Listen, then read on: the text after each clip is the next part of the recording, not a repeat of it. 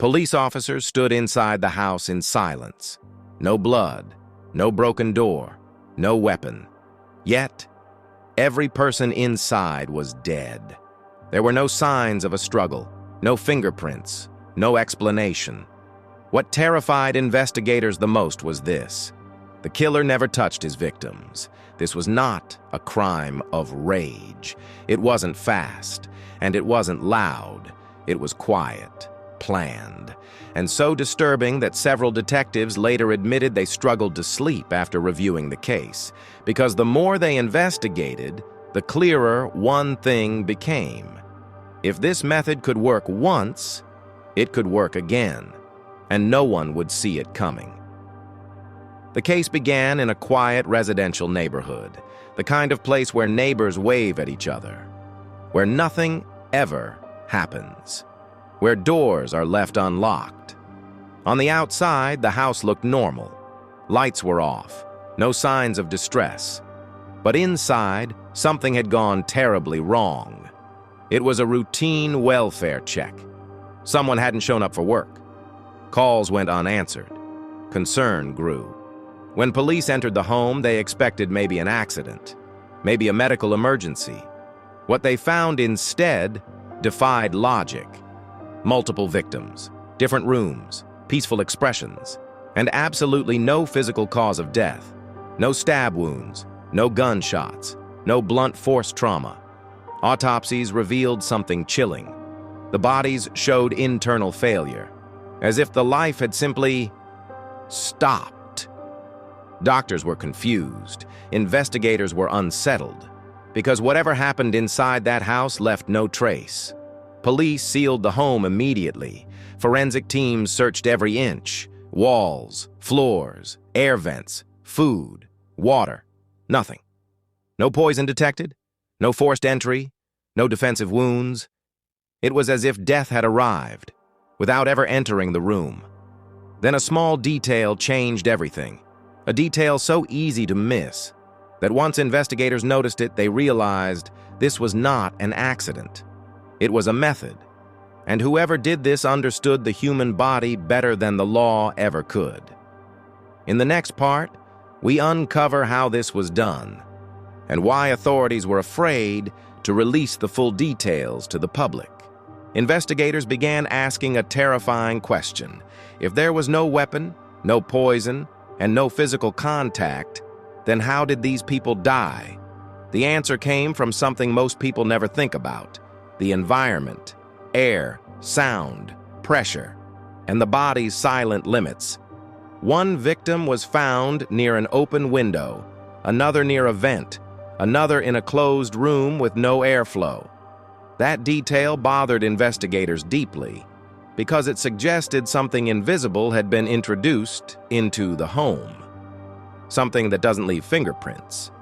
Autopsy reports showed oxygen deprivation, but not the kind caused by strangulation, not drowning, not suffocation. This was different. The lungs showed panic. The heart showed shock. But the body showed no struggle. It meant the victims didn't even realize what was happening until it was too late. Investigators brought in specialists, not detectives, scientists.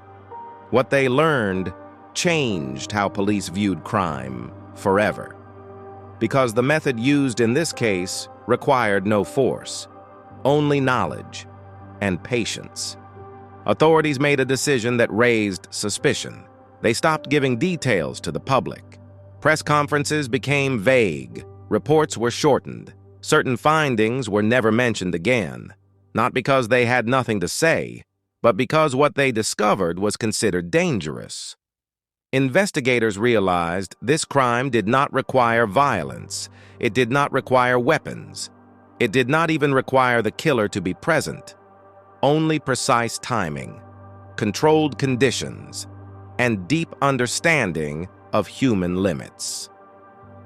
One officer later described the method as something anyone could repeat if they knew how. That terrified them, because if the public learned the full truth, copycat crimes would be inevitable. The house itself became evidence, Temperature levels, airflow patterns, sound vibrations, even the time of day mattered. This wasn't a crime scene. It was an experiment. And the victims were never meant to fight back. They were meant to lose consciousness silently. Experts were finally able to explain what happened. And the explanation was more disturbing than anyone expected. The killer exploited the body's dependence on oxygen, not by removing it completely, but by slowly altering the balance. Carbon dioxide. It exists naturally. You breathe it out every second, but in higher concentrations, it becomes lethal. The terrifying part? The body doesn't detect carbon dioxide the way it detects suffocation. Instead of gasping, the brain becomes confused. Judgment fades. Movement slows. Fear never fully registers. Victims often feel sleepy, disoriented, calm. By the time the body realizes something is wrong, it is already too late. Investigators believe the environment inside the house was manipulated over time. Windows, ventilation, sealed rooms. The killer never needed to touch anyone. They only needed to create the conditions and let biology do the rest. This method leaves almost no trace. No fingerprints, no wounds, no obvious poison, just silence and death that looks natural until it happens more than once. Despite the explanation, the case was never officially closed. No arrest was made, no suspect was publicly named, and no charges were filed. Authorities quietly ruled the deaths as unusual but non-criminal. That decision shocked many investigators, because deep down, they knew this wasn't an accident. Someone had knowledge, someone had access, and someone walked away without ever being seen. What makes this case truly terrifying is not just how the victims died, it's how easily it could happen again. The method requires no violence, no confrontation, no physical presence, just patience. To this day, certain details remain classified, not to protect the victims, but to protect the public. Because if the full method became common knowledge, it would be almost impossible to detect, and nearly impossible to stop. Some investigators believe the person responsible is still alive, still free, and possibly watching stories like this, knowing they were never caught. The house was eventually sold, renovated, and lived in again. But those who know the case say something never felt right inside those walls, because some crimes don't end when the victims die. They linger, and they wait.